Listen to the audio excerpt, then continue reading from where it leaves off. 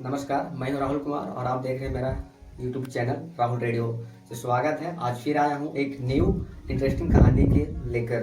तो इस कहानी को ध्यान से सुनिए।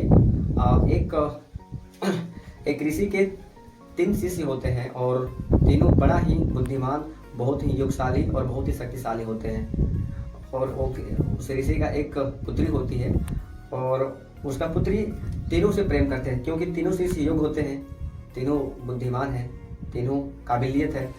तो जब तीनों से वो प्रेम करती है तो उसका ऋषि का पुत्री जब ये डिसाइड नहीं कर पाती है कि मुझे विवाह किससे करनी है, और इसी दुविधा में वो अपनी आत्महत्या कर लेती है।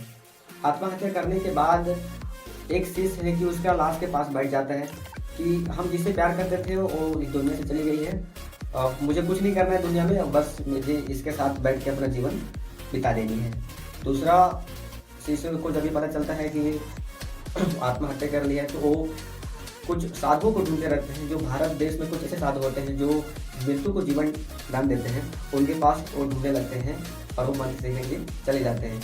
और तीसरा शिष्य उस बॉडी को, जो डेड बॉडी होती है, उसके ऊपर रोज उसको धोना, उसके ऊपर हल्दी का लेप लगाना, तेल लगाना आदि सेवा करने लगते हैं। ये प्रक्रिया चलती रहती है कि 1 साल बाद जो शिष्य जो साधुओं के पास जाता है,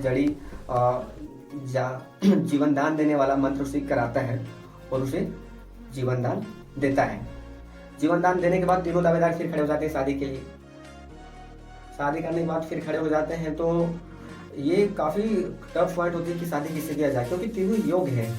तो इसके लिए राजा के दरबार में जाते हैं, जहाँ पे विक्रम बेताल होते हैं, और राजा के दरबार में जाते हैं और अपनी अपनी कहानी को बताते हैं कि जब ये मर गया था, ये कहता है कि जब ये मर गया था तो मैं इसके बॉडी को पूरा 1 साल देखा, उसको धोया हूँ, उसके ऊपर चंदन और फिर हल्दी का लेप लगा के रखा हूँ। दूसरा कहता है कि ये मरने के बाद हम पूरा 1 साल तपस्या किए, साधु महात्मा की सेवा करके जीवन दान देने वाली मंत्र सीख कर आए हैं, फिर हमने इसे जीवित किया। तीसरा कहता है कि ये मरा तो मैं अपने सारे संसार को छोड़कर इनके शरीर के पास, इनके बॉडी के पास बैठ करके अपना जीवन बिताने लगा। इतना कहानी सुनने के बाद राजा विक्रम बेताल बताते हैं कि शादी इनसे किसे करना चाहिए। तो सबसे पहले वो बताते हैं कि जो उसके ऊपर जो लेप लगा रहा था, रोज उनकी जो सेवा कर रहा था, उसके ऊपर जो चंदन का लेप लगा रहा था, जो उसे पानी से नहला रहा था, वो बोलता है कि ये इनसे शादी नहीं कर सकता है, क्योंकि ये सेवा कर रहा था और सेवा करना पुत्र का धर्म होती है। तो इसके नाते जो सेवा कर रहा था वो पुत्र की भांति हो गया है, वो इसे शादी नहीं कर सकता है। दूसरा, जो भारतवर्ष में भागे चल रहा था साधुओं से सीखने के लिए मंत्र को, जीवन दान देने वाला, वो भी इससे शादी नहीं कर सकता है, क्योंकि जीवन देना पिता का काम होता है।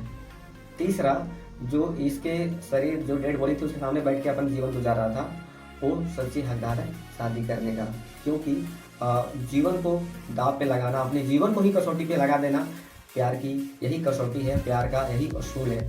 तो आप मुझे कमेंट करके बताएं कि मुझे शादी किससे करना चाहिए। इतना ही बोलकर मैं अपनी आज की कहानी को स्टॉप करता हूँ। उम्मीद करता हूँ कि आपको अच्छा लगा होगा। अच्छा लगा है तो मेरे वीडियो को लाइक करें, शेयर करें एंड मेरे चैनल को सब्सक्राइब करें, और अपना राय कमेंट बॉक्स में मुझे जरूर बताएं।